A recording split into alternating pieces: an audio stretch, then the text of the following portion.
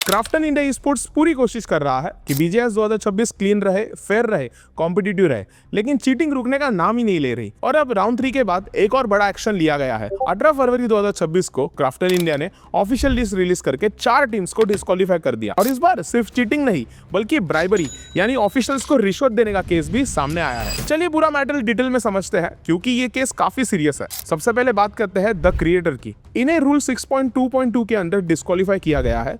ये rule directly cheating और hacking से जुड़ा हुआ है।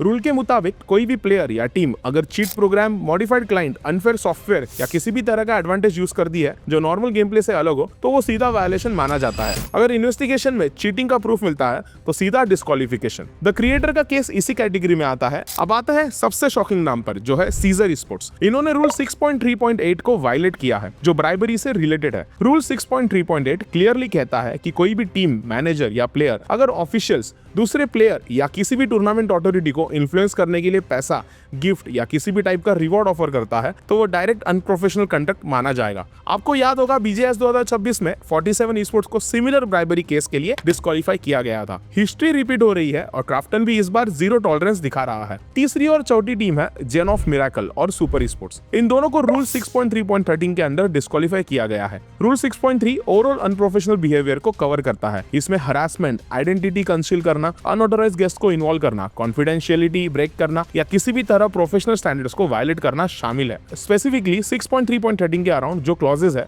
वो एक्सपेक्टेड कंडक्ट में मेंटेन ना करने पर स्ट्रिक्ट एक्शन की बात करते हैं। मतलब ये जरूरी नहीं है कि चीटिंग हो, लेकिन अगर टीम का कंडक्ट प्रोफेशनल नहीं है तो भी टूर्नामेंट से बाहर होना पड़ सकता है। जेन ऑफ मिराकल का केस थोड़ा और इंटरेस्टिंग हो जाता है, क्योंकि एक दिन पहले ही खबर आई थी कि उनके 2 प्लेयर्स एडन और शरण की बीजीएमआई आईडीज बैन हो गई थी। शुरू में ऑनलाइन रूमर्स थे कि हैकिंग की वजह से बैन हुआ है, लेकिन सोर्सेस ने क्लैरिफाई किया कि बैन हैकिंग की वजह से नहीं बल्कि अलिजेडली यूसी कार्डिंग की वजह से हुआ था। अब आप बोलोगे कि कार्डिंग का मतलब क्या है? कार्डिंग का मतलब है कि अनऑथराइज्ड तरीके से यूसी परचेस करना। रिपोर्ट्स के मुताबिक प्लेयर खुद भी इस प्रोसेस में स्कैम हो गए थे, जिसके बाद उनकी मेन आईडीज बैन हो गई। अगर ये सच है तो सिचुएशन और भी सीरियस हो जाती है, क्योंकि कार्डिंग भी स्ट्रिक्ट वायलेशन है और डायरेक्ट टूर्नामेंट एलिजिबिलिटी को अफेक्ट करता है। अभी तक प्लेयर्स की तरफ से कोई डिटेल पब्लिक स्टेटमेंट नहीं आया है, तो ऑफिशियली पूरा सच क्या है वो अभी क्लियर नहीं है। अगर ओवरऑल पिक्चर देखे तो पहले ही राउंड में 15 टीम्स डिस्क्वालीफाई और 3 टीम्स बैन हो चुकी थी। अब इन 4 टीम्स के बाद टोटल नंबर 22 हो गया है। ये नंबर छोटा नहीं है। इसका मतलब है कि Krafton India sports actively monitoring कर रहा है और चाहे चीटिंग हो, ब्राइबरी हो या अनप्रोफेशनल कंडक्ट, किसी को भी बख्शा नहीं जा रहा। हमारा पर्सनल टेक ये है कि बीजीएस जैसे बड़े प्लेटफॉर्म पर अगर टीम्स ऐसे शॉर्टकट्स करने की कोशिश करेगी तो सिर्फ अपना करियर नहीं बल्कि पूरा इंडियन स्पोर्ट्स सीन का नाम खराब होगा। इंडियन स्पोर्ट्स सीन का नाम खराब होने पर मुझे एक बंदे की याद आती है, जो है 4 सेकंड। उसके ऊपर हमने ऑलरेडी वीडियो बना दी है, आप इस आई बटन पे क्लिक करके पूरी वीडियो देख सकते हो।